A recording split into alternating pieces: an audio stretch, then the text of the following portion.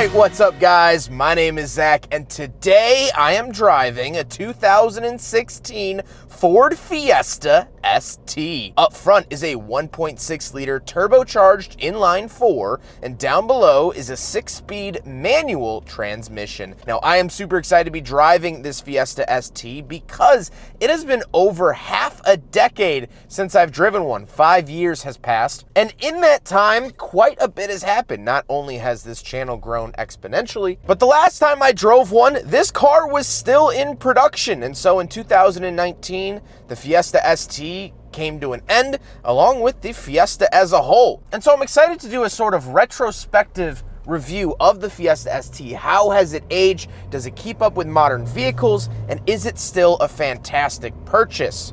Well, we'll figure that out today. But if you would like to submit your own vehicle to be reviewed by me, you can head on over to my website, zackpradel.com/submit.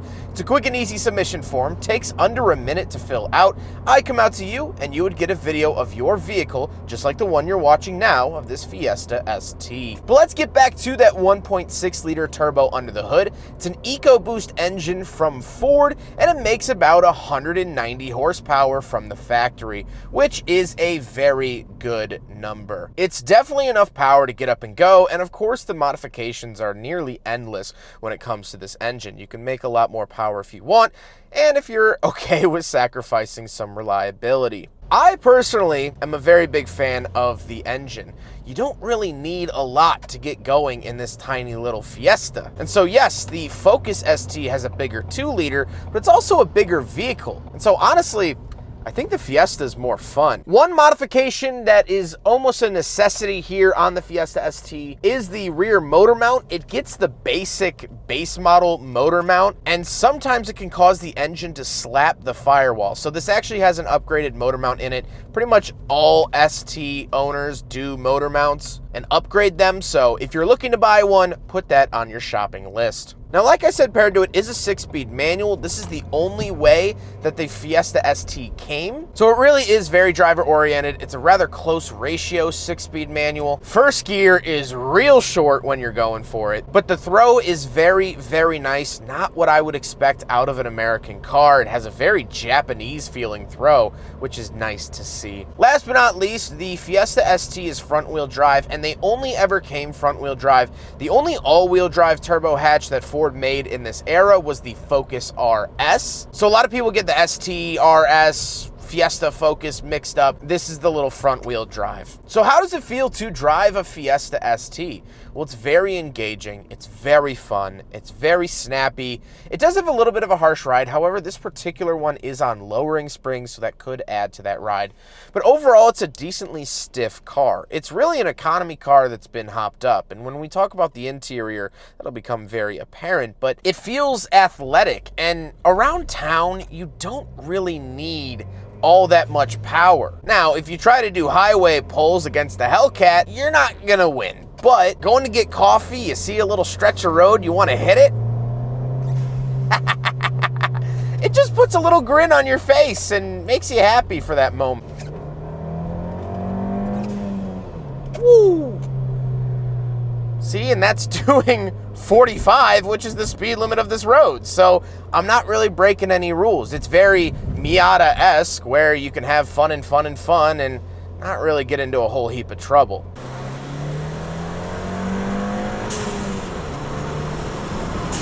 Woo! Yeah, that's a good one. That's a good one.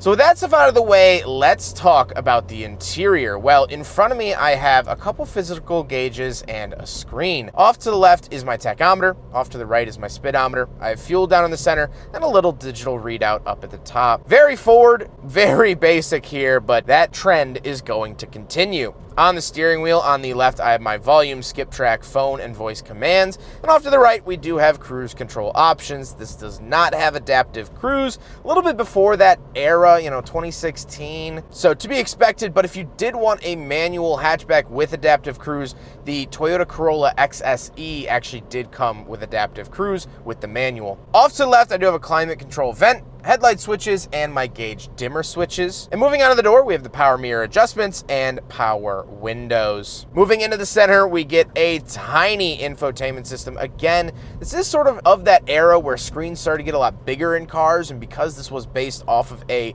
very basic automobile, it didn't get a big screen. It's fine, it does the job. It is the Ford Sync system, but doesn't really have too many features beyond that. Moving down the center stack, we have 2 climate control vents and the controls for the radio, tune, skip track, sound, along with our central locking and hazard switch. Kind of interesting placement down there. Then we have our climate controls. Again, they are beating you over the head with the economy parts in here. Fan speed off to the left, temperature off to the right, where to send it in the middle, traction control off, and a light switch down below. Then we come to the shifter. This is not the stock shift knob. However, I am a fan of it. And like I said, the shifter feels great. It's been really, really fun to row through those gears in the Fiesta ST, and that's thank you to this shifter. Then we have a 12-volt outlet and the cup holders, so we will do a big friggin' bottle test here in the Fiesta ST. The last time I drove one was before I even started the big friggin' bottle test, so it's never been done until today, and unfortunately it fails.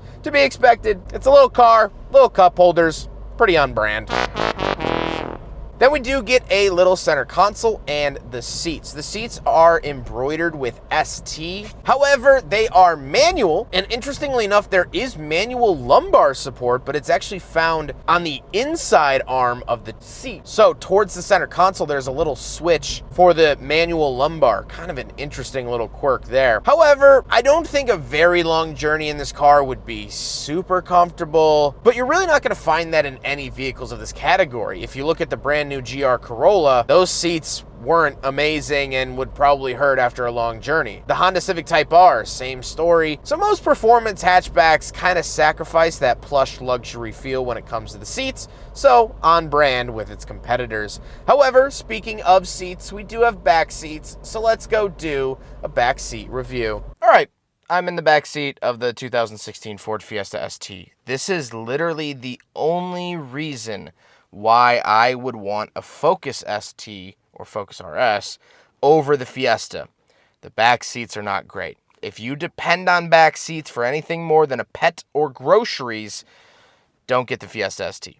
The Focus ST is going to be a lot friendlier. I don't even know, man. I don't fit back here. I'm not comfortable. If someone told me, hey, we're going to go to, this event, would you want to ride with us in the Fiesta ST? I go, no, I will walk. And that's a lot coming from me. So it's not comfy back here. But like I said, groceries, kids, pets, which the owner uses this for, as you can see, perfect. But anything more than that, I would not recommend. Let's hop out. We'll take a quick look at the trunk and cargo space. Then we'll talk about the looks. All right, around the back of the Fiesta ST. Pop it up like that. And you do get a decent amount of trunk space, much like the rear seats. Weekend trip, put the seats down, you're going to be fine. It's nothing really too crazy. You can pull this up. We do get a spare tire down there, which is very nice to see. Overall, don't expect the world. This is going to get you by the day-to-day. Can you live out of it? Well, I wouldn't recommend it. So that is the rear trunk space of the Fiesta ST from 2016. Now we got to talk about the looks, and I love that this Fiesta ST is finished in like this dark blue. I love that it's not red or black or, the other more simplistic, more basic colors that the Fiesta ST came in. I like this, is a little special, a little bit different, makes it look a little bit classier as well. However, with all of this being said, let's get on to my final thoughts. What do I think driving a Fiesta ST yet again after several years? Well, there's been over 1,000 videos that I filmed in between the last car and this one. And so I have a lot more knowledge. I have a lot more references to pull from for its competitors. And yet the interesting thing is that at the end of the day, I feel the exact same way I did half a decade ago. It's a fantastic purchase. It's engaging to drive. The price is right. The features in here get you by, but they don't really wow you, but that's okay. know what? The drivetrain does. And sometimes that's all that matters. Yes, the infotainment is small and the buttons are flimsy and the seats aren't very comfortable, but you don't really buy a car like that for those features. Ford makes plenty of other vehicles in their Lincoln division that will suit your massage seat needs. You buy one because it's affordable and because you want to spice up your day-to-day life. If you want to take it to the track or take it autocrossing, perfect.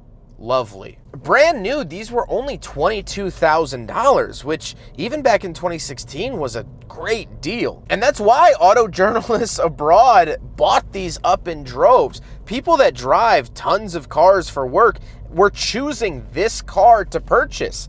That says something. If you really want to know where the good food is, ask the head chef of a restaurant where he eats when he's not in his own restaurant. That's where you'll find the good stuff. Ask an auto journalist what they prefer to drive when not working, and that's where you'll find the good stuff. So then is it all green lights? Is this God's gift to the automotive world? Well, unfortunately not quite. There is one downside that is becoming more and more glaring as time goes on, and that is the aftermarket modification. Finding one of these in stock, clean, unmodified condition is going to become, and is currently, very, very hard. And even if you can find a 70,000 mile, well-kept, one-owner vehicle, it's not a guarantee. They could have easily had a big turbo kit on it, and they pulled it back off and put the stock stuff back on. It could have easily been on coilovers, dragging bumpers here and there, and yet they put it back to factory. From here on out, it's going to be a gamble to buy one of these.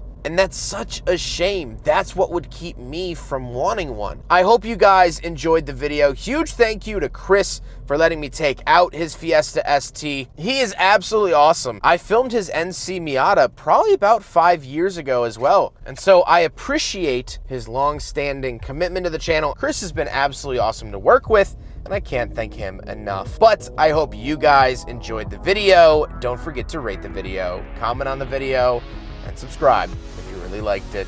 Take care, guys.